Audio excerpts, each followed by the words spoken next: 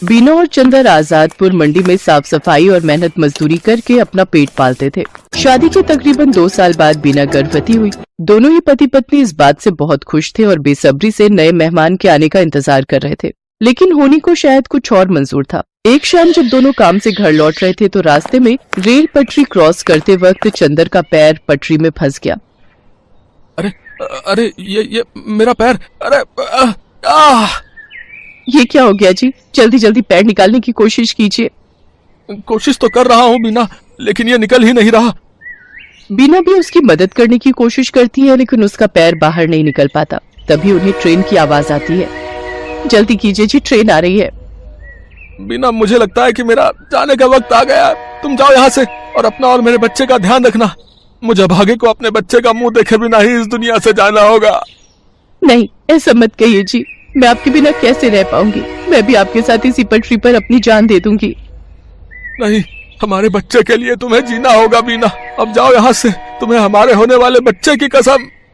जैसे ही बीना पटरी से दूर जाती है तभी ट्रेन आकर विनोद को पल भर में ही काट देती है। बीना की आंखों के सामने उसके पति की मौत हो जाती है। एक ही पल में उसकी हंसती खेलती दुनिया उजड़ जाती है और वो एक विधवा बन जाती है। चंदर के जाने के बाद बीना बिल्कुल अकेली हो चुकी थी।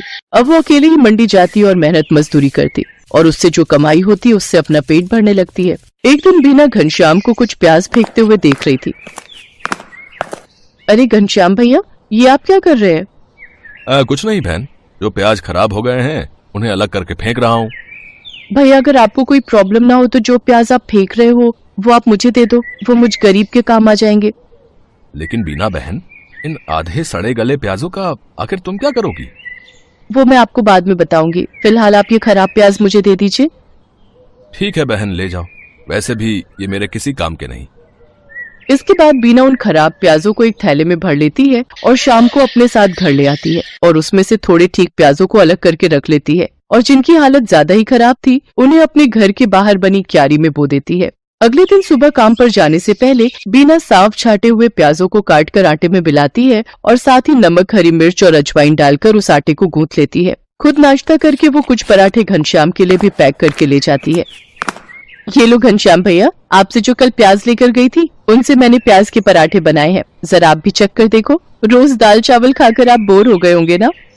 बीना बहन, हम गरीबों के नसीब में तो दाल चावल और सूखी रोटी ही होती है, भला उससे भी क्या नाराज होना। अच्छा लाओ, तुम इतने प्यार से प्याज के पराठे बनाकर लाई हो तो खाकर देखता हूँ।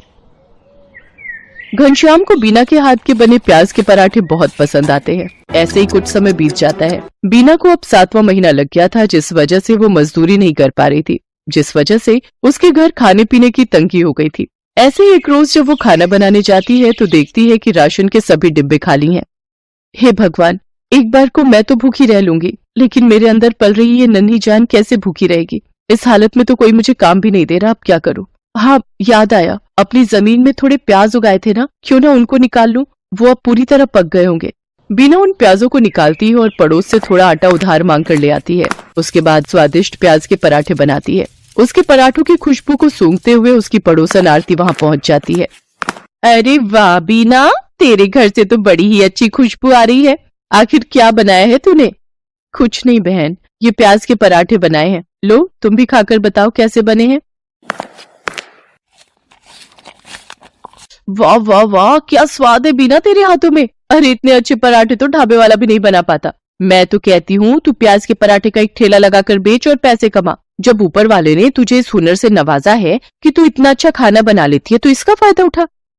उसकी बात बीना को सही लगी और वो मदद के लिए घनश्याम के पास जाती है। घनश्याम के पास एक पुराना ठेला था जिस पर वो गलियों में जाकर प्याज बेचता था, लेकिन जब उसने मंडी में खुद की दुकान ले ली तब से वो ठेला बेकार ही खड़ा रहता था। घनश्याम वो ठेला बीना को देने के लिए तैयार हो जाता है। घनश्याम शाम को अपना पुराना ठेला लेकर बीना के घर पहुंचता है। ये लो बीना बहन, इसकी मरम्मत मैंने करवा दी है, अब तुम इसका इस्तेमाल कर सकती हो। आपका बहुत बहुत शुक्रिया घनश्याम भैया, आपका ये एहसान मैं कभी नहीं भूलूंगी। अगले दिन सुबह जल्दी उठकर बीना सारी तैयारी कर लेती है और मंडी में जाकर अपने प्याज के पराठों का ठेला लगा लेती है। लेकिन काफी देर तक जब कोई ग्राहक नहीं आता तो वो सोचती है, हे भगवान, दिन ढलने को आ गया लेकिन अभी तक एक भी ग्राहक नहीं आया। अगर ऐसे ही चलता रहा तो मैं अपने होने वाले बच्चे को क्या खिलाऊंगी। लगता है अब बिजनेस चलाने के लिए कोई तरकीब लगानी होगी। एक काम करती हूँ, कम दाम करके बेचती हूँ। एक बार मेरे पराठों का स्वाद सबकी जुबान पर चढ़ गया तो वो कहीं और जा ही नहीं पाएगा। इतना सोचकर बीना आधे दाम में प्याज के पराठे बेचने लगती है। कम दाम में बहुत सारे लोग बीना के पराठे खाने लगे। कुछ दिन बीना ने सबको कम दाम पर ही पराठे बेचे, लेकिन फिर जब उसके ग्राहक बढ़ गए तो उसने रेट बढ़ा दिए। लेकिन तब तक वो पूरी मंडी में प्याज के पराठों वाली के नाम से मशहूर हो चुकी थी। कुछ ही दिनों में उसकी अच्छी खासी कमाई होने लगी थी। वो भगवान के आगे हाथ जोड़कर बोलती है, हे भगवान, तेरी कृपा से और कुछ अच्छे लोगों की मदद से मेरा काम बहुत अच्छा चल पड़ा है और मैं अच्छी खासी कमाई कर लेती हूँ। बस मुझ पर ऐसी अपनी कृपा दृष्टि रखना ताकि मैं अपने बच्चे को एक अच्छी जिंदगी दे सकूं। कुछ ही दिनों में बीना खुद का ढाबा खोल लेती है। अब उसकी खूब अच्छी कमाई होने लगी थी। उसका काम और बढ़ गया था, इसलिए उसने अपनी मदद के लिए 2 लाचार औरतों को रख लिया था। बीना की डिलीवरी का समय भी आ गया और उसने एक बेटे को जन्म दिया। महीने भर का रेस्ट लेने के बाद वो वापस काम पर जाने लगी और अपने साथ अपने बच्चे को भी ले जाती। अब वो काम संभालने के साथ साथ अपने बच्चे की भी अच्छी परवरिश करने लगी और खुशी खुशी उसके साथ रहने लगी।